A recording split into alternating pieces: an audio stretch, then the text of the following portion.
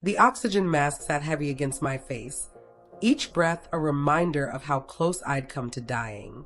3 days in this hospital bed, pneumonia ravaging my lungs, and I was watching my career die in real time through 2 emails that had arrived at 7:02 this morning. Termination, effective immediately. Board review scheduled, urgent. Both from Meredith Claiborne, my boss, my mentor, the woman who had sat in this very room yesterday, holding my hand and promising that my job at Wren and Bell Strategy Group would be waiting when I recovered. I stared at the screen through fever-blurred vision, my phone trembling in hands that couldn't seem to stay steady. The termination email was brief, surgical in its precision. Due to recent performance issues and suspected financial irregularities, your role as creative director is terminated effective immediately. A formal board review has been scheduled to address serious allegations of money laundering activities conducted through your employee accounts. Money laundering. The words hit me like ice water. The second email explained that the board review, originally scheduled weeks away, had been moved up. It would happen while I was still fighting for my life in this hospital bed. And Meredith, in what she called exceptional dedication, had volunteered to represent my interests in my absence. I tried to sit up, but the room spun. The 4-line pulled against my arm as I reached for the bedside table, knocking over a plastic cup of water. The sound echoed in the sterile silence, and I realized I was completely alone. No warning, no conversation, just criminal accusations delivered while I couldn't defend myself. The thing is, I'd seen this coming. Not the pneumonia that had blindsided me when I collapsed in the office bathroom 3 days ago, but the setup. For months, I'd been documenting everything. Every suspicious email, every budget discrepancy, every project that mysteriously disappeared from my desk. I'd been building a file without fully understanding why. Now I knew. Meredith had been using my employee credentials to funnel money through fake vendor accounts, and somehow I'd gotten too close to the truth. Before we dive deeper, do me one quick favor. Hit like and subscribe. It helps more than you know. So many people miss the next story just because they didn't tap that button. And trust me, you don't want to miss how this ends. Let me take you back to where it all began. 3 months before I found myself in that hospital bed fighting for both my life and my reputation. I'd been at Wren and Bell for 3 years, working my way up from junior creative to creative director. The promotion had come with a corner office, a substantial raise, and what I thought was the respect of my colleagues. Meredith had been my champion throughout, praising my work in meetings, giving me high-profile accounts, and treating me like the daughter she'd never had. That's what made the first warning sign so easy to dismiss. It started with a routine security audit. Meredith called me into her office one Tuesday morning, explaining that IT needed to update everyone's credentials as part of a company-wide security upgrade. Just a precaution, she said, her smile warm and reassuring. You know how paranoid corporate gets about cybersecurity these days. She asked for my login information, username, password, even my 2-factor authentication codes. It felt wrong, but she was my boss, my mentor. I trusted her completely.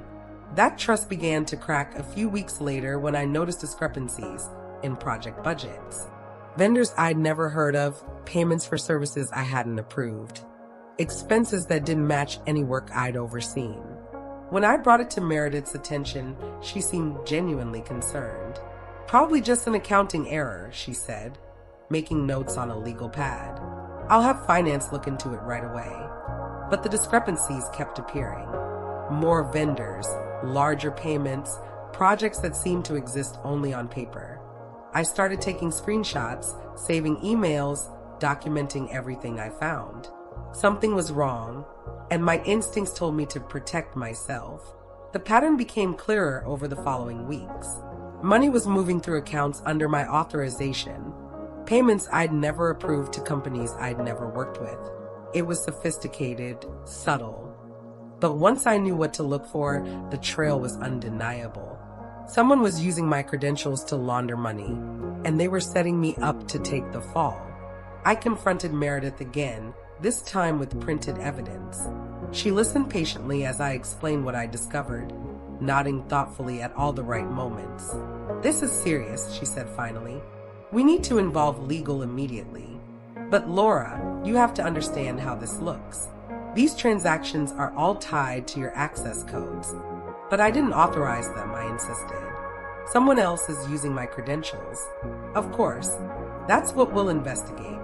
But until we can prove that, you're in a very vulnerable position. I think it's best if you take some time off. Let us handle this internally."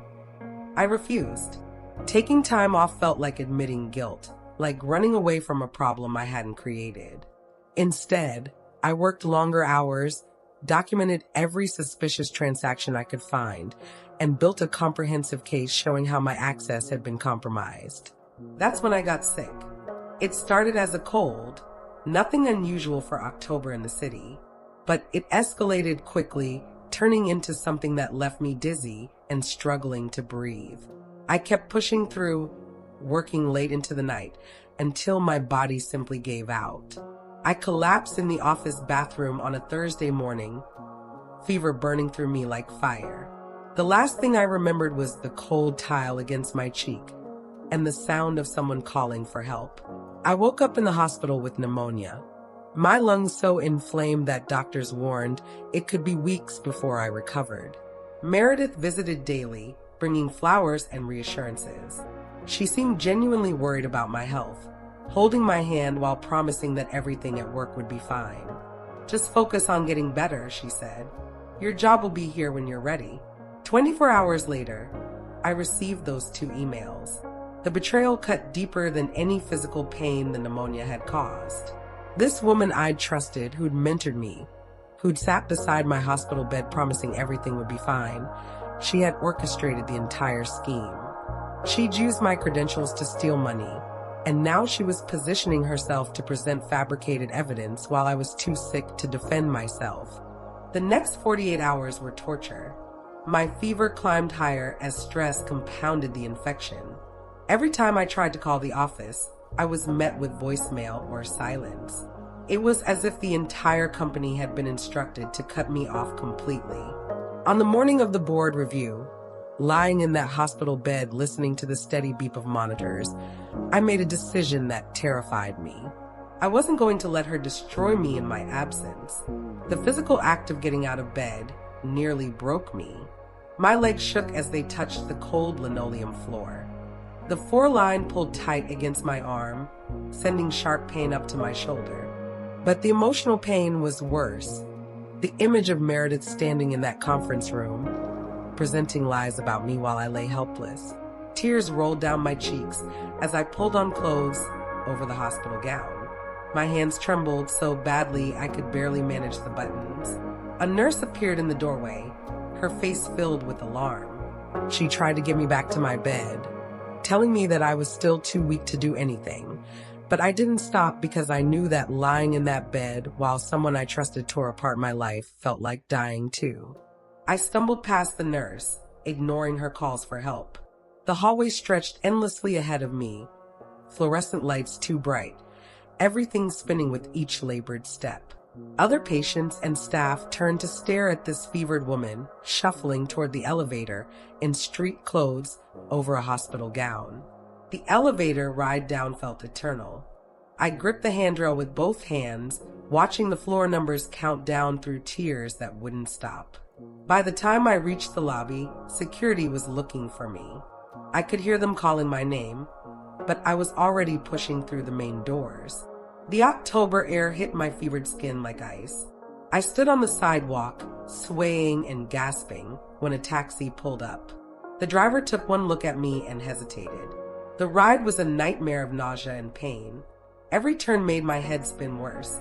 The driver kept glancing at me in the rearview mirror, probably wondering if his passenger would survive the journey. I pressed my burning forehead against the cool window and focused on staying conscious. When we pulled up to the Wren and Bell building, I could barely get the door open. My legs nearly gave out as I stepped onto the sidewalk, but somehow I found the strength to keep moving. The security guard in the lobby recognized me and waved me through, probably assuming I was returning from a doctor's appointment. The elevator to the 14th floor was torture. Each floor that passed brought another wave of dizziness, another moment when I thought I might collapse. I held onto the rail with both hands, counting numbers through the haze of fever and determination. Through the glass walls of the conference room, I could see them all. Board members seated around the polished table, lawyers with their neat stacks of papers, and Meredith standing confidently at the presentation screen. She was pointing to spreadsheets, gesturing as she spoke. The evidence clearly shows systematic manipulation of vendor payments, I could hear her saying as I approached the door. Funds redirected to shell companies using Ms. Chen's authorization codes. I pushed through the door. The room went silent. 7 board members, 2 lawyers, and the woman who had been systematically destroying my life, all staring at me as I swayed in the doorway, barely standing. Sweat ran down my face despite the chills that made my entire body shake. My hospital gown was visible beneath my hastily thrown-on clothes. When I spoke, my voice was hoarse and weak, but it cut through the silence like a blade.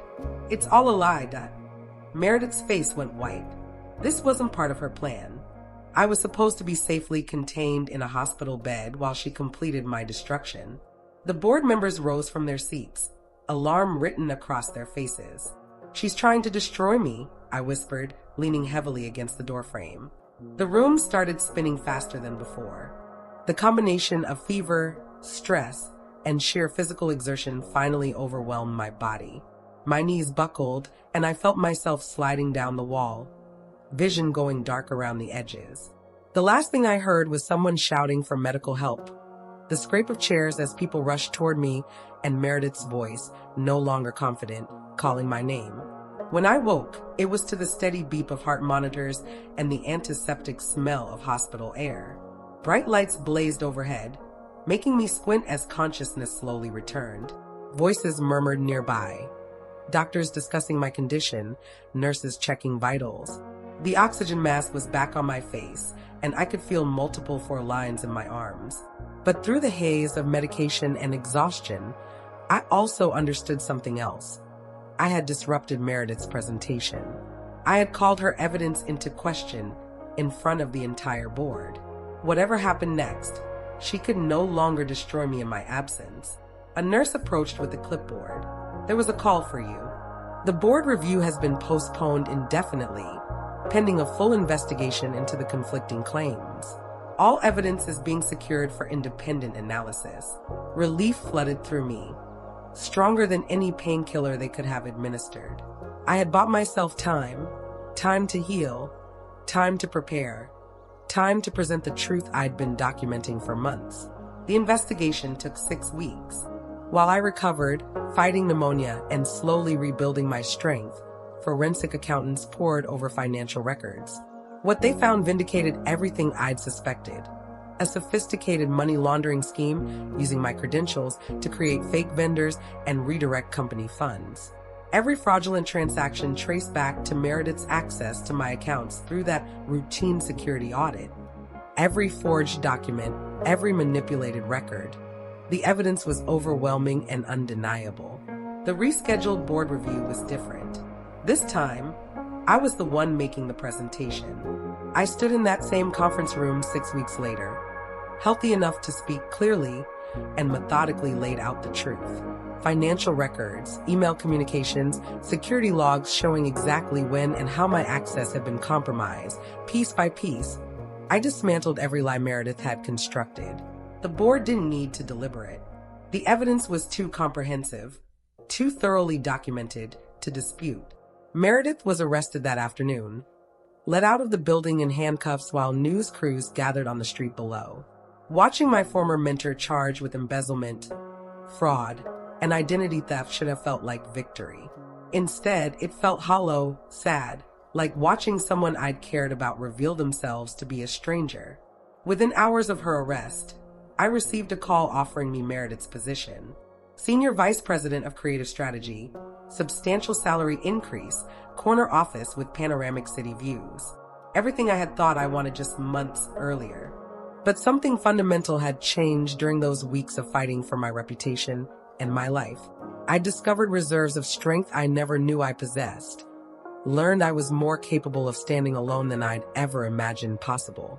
More importantly, I'd realized I could never trust this place again. The betrayal hadn't just been about money or career sabotage. It was about the complete destruction of faith in mentorship, in corporate loyalty, in the belief that hard work and integrity would be protected rather than exploited. Meredith hadn't just stolen funds. She'd stolen my ability to feel secure in any environment where others held power over my professional future. I made a decision that surprised everyone in that room, including myself. I turned down the promotion. All of it, the title, the money, the recognition I'd been working toward for years. Instead, I quit. Not in anger or spite, but with a clarity that felt like finally waking up from a long, confusing dream. I had spent 3 years building my career around other people's approval, following rules set by others, trusting someone else to recognize and reward my contributions. The betrayal had revealed the fundamental weakness in that approach. When you build your professional life around external validation, you give others the power to destroy everything you've created. That afternoon, I cleaned out my desk for the last time. Personal photos, a few awards, some books I'd brought from home. Everything fit into a single cardboard box that felt surprisingly light in my hands. As I walked through the office toward the elevator, colleagues I'd worked with for years avoided eye contact. Some out of embarrassment, others out of uncertainty about what to say. The whispers followed me down the hallway. Fragments of conversation about the scandal, about my dramatic appearance at the board meeting, about my decision to leave. The elevator doors closed, muffling the sounds of the office behind me. As we descended, I watched the floor numbers count down, each one taking me further from a life I'd thought I wanted and closer to something unknown but entirely my own. The lobby felt different as I walked through it one final time. The marble floors that had once represented prestige and success now just looked cold and impersonal. The security guard who'd waved me through on that desperate morning nodded respectfully as I passed, probably unaware that he was witnessing the end of my corporate life. Then I was through the revolving doors and standing on the sidewalk, cardboard box balanced against my hip, October afternoon air cool against my face. For a moment, I just stood there, taking in the city around me. Traffic moved past in its usual rhythm. People hurried by on sidewalks, absorbed in their own urgent business. The world had continued spinning during my weeks of crisis, indifferent to my small drama of betrayal and recovery. But something was different now. The air itself seemed cleaner, sharper, full of possibilities I hadn't noticed before. The weight I'd been carrying for months, the stress, the fear, the desperate need for approval, had lifted completely. I took a deep breath, deeper than I'd been able to manage since before the pneumonia, and felt something I hadn't experienced in years, complete freedom.